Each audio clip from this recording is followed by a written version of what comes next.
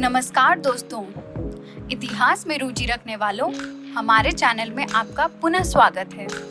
आज हम भारत के झारखंड में पलामू जिले के मनोरम इतिहास के बारे में जानेंगे।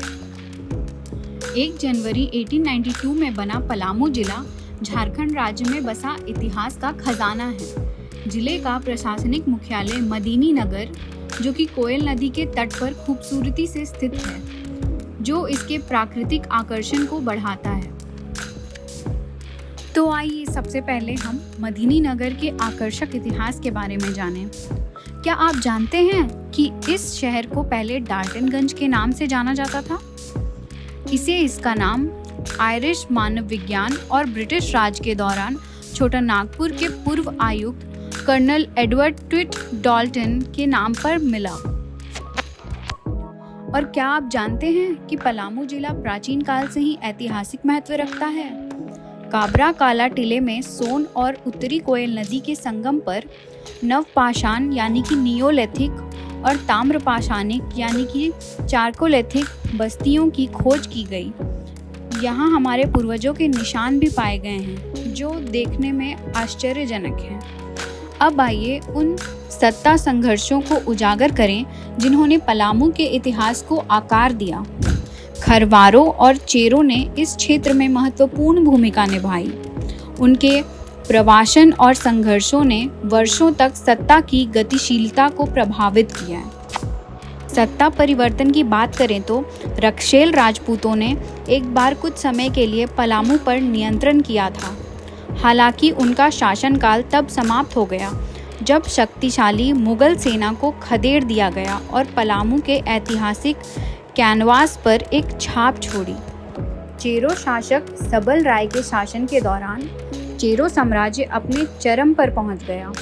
दक्षिणी बिहार और हजारीबाग के कुछ हिस्सों को कवर करते हुए चेरो ने अपनी ताकत और प्रभाव का प्रदर्शन करते हुए अपने प्रभुत्व का विस्तार किया। मुगलों ने नियंत्रण की मांग करते हुए चेरो से कर की मांग की और उनके खिलाफ अभियान चलाया।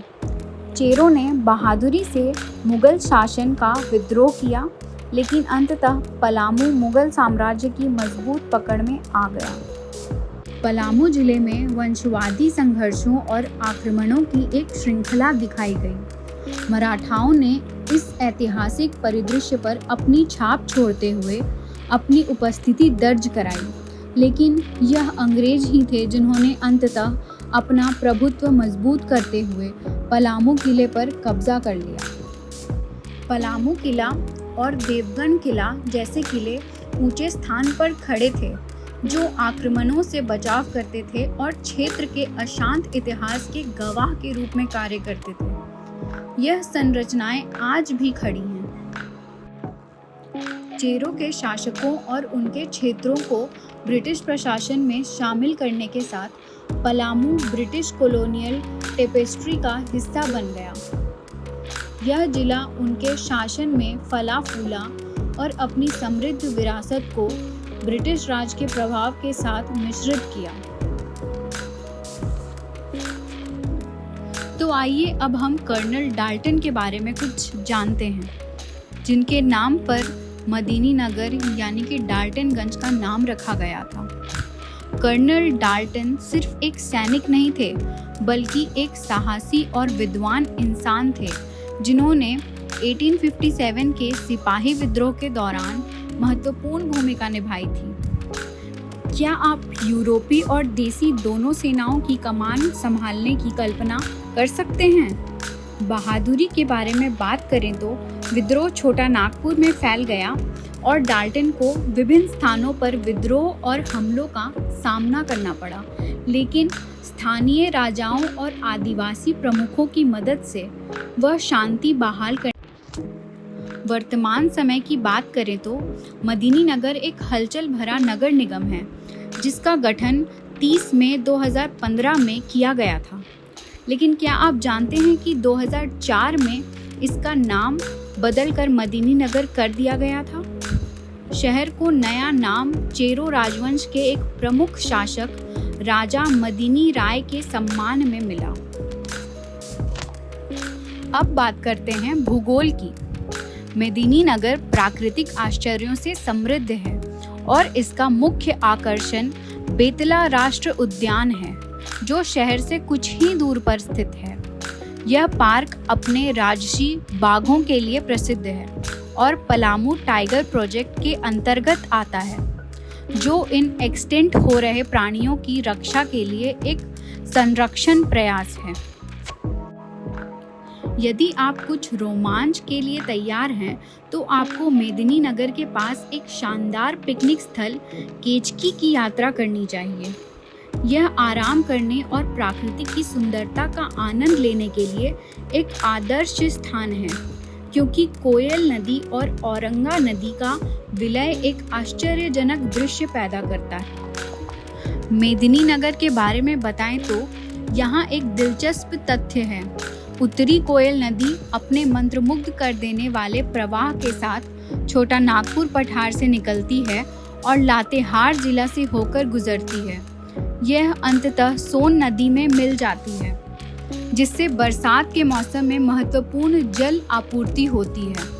उत्तरी कोयल नदी और उसकी सहायक नदियाँ भी बेतला राष्ट्रीय उद्यान के आकर्षण को बढ़ाती है। आइए अब पलामू किले के बारे में कुछ जानते हैं। यह किला भारत के सबसे प्राचीन किलों में शामिल है, जिसे पुराना किला और नया किला के नाम से भी जाना जाता है। वहीं कई स्थानीय लोग इसे चलानी किला भी कहते हैं। कहा जाता है कि इस किले को राजा मेदिनी राय ने बनवाया था और चेरो राजवंश के राजाओं की देन है। हुसैनाबाद का किला।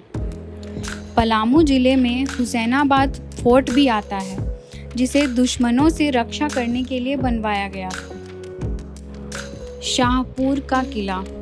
यह पलामू जिले में मदीनीनगर से कोयल नदी के पश्चिमी दक्षिणी तट पर स्थित है। इस किले का निर्माण चेरो वंशी शासक गोपाल राय ने सन 1772 में करवाया था। विश्रामपुर किला। इस किले का निर्माण विश्रामपुर के चेरोवंशी शासक ने करवाया था। किले के पास एक मंदिर है। भीम चूल्हा। यह हुसैनाबाद अनुमंडल के मोहम्मदगंज में स्थित है।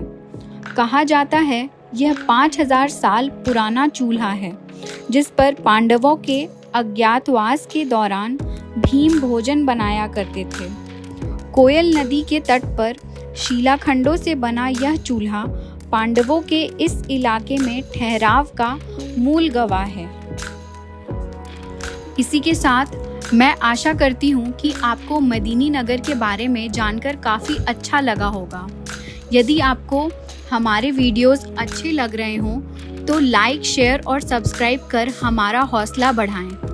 तब तक के लिए अन्वेषण करते रहें, खोजते रहें और इस अविश्वसनीय दुनिया का आनंद उठाते रहें।